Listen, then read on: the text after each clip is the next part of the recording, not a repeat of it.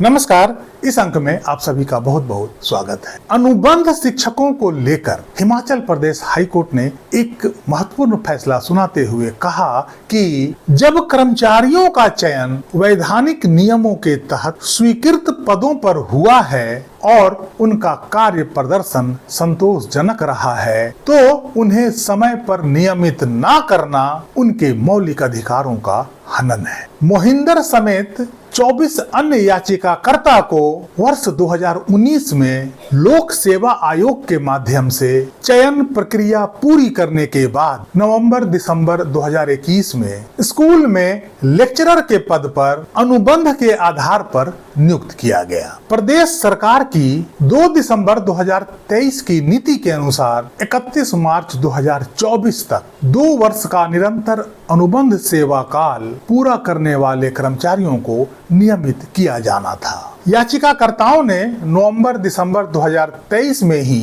अपने 2 साल पूरे कर लिए थे और वे 1 अप्रैल 2024 से नियमितीकरण के हकदार थे, लेकिन राज्य सरकार ने उनका नियमितीकरण थोड़ा विलंब से किया और उन्हें 6 जुलाई 2024 से नियमित किया। यह मामला हाई कोर्ट पहुंचा। राज्य सरकार की ओर से अदालत में तर्क दिया गया कि लोकसभा और उपचुनाव के कारण 16 मार्च 2024 से 14 जून 2024 तक आदर्श चुनाव आचार संहिता लागू थी। इस कारण से नियमितीकरण का आदेश जारी होने में विलंब हुआ। नीति की शर्त संख्या 9 में नियमितीकरण आदेश जारी होने की तिथि से ही प्रभावी माना जाता है, इसलिए इसे पिछली तिथि से लागू नहीं किया जा सकता। लेकिन हाई कोर्ट की खंडपीठ ने सरकार के इस दलील को खारिज करते हुए कहा कि यदि किसी सरकारी कर्मचारी की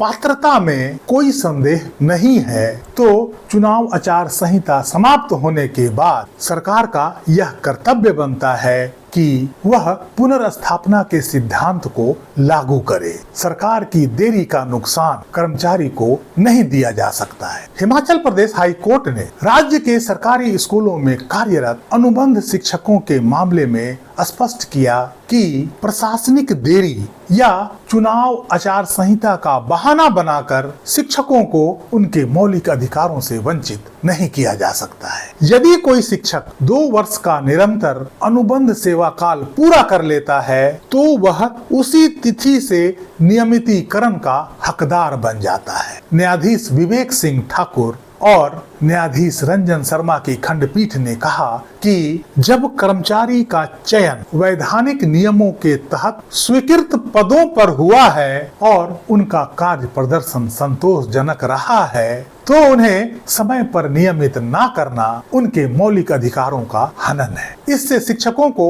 उनके नियमित वेतनमान, वार्षिक वेतन वृद्धि और वरिष्ठता से वंचित नहीं किया जा सकता। हिमाचल प्रदेश हाई कोर्ट की खंडपीठ ने राज्य प्राधिकारियों को निर्देश जारी किया कि वे याचिकाकर्ताओं को 31 मार्च 2024 को 2 वर्ष की सेवा पूरी करने के उपरांत 1 अप्रैल 2024 से नियमित करें और एरियर सहित सभी वित्तीय लाभों का भुगतान 6 सप्ताह के भीतर सुनिश्चित किया जाए। इसके अलावा नियमितीकरण नीति के क्लाउज 9 को याचिकाकर्ताओं के मामले में अमान्य करार कर दिया। खंडपीठ ने कहा कि यह शर्त सरकार को मनमाने ढंग से नियमित करने की असीमित शक्ति देता है, जो संविधान के आर्टिकल 14 और 16 का उल्लंघन। आप सभी को कैसा लगा यह निर्णय कमेंट बॉक्स में अवश्य लिखिएगा। राज्य सरकारों के मनमानापन पर रोक लगाते हुए हिमाचल प्रदेश हाई कोर्ट का यह निर्णय सभी कर्मचारियों के लिए बेहद महत्वपूर्ण निर्णय है। इस अंक में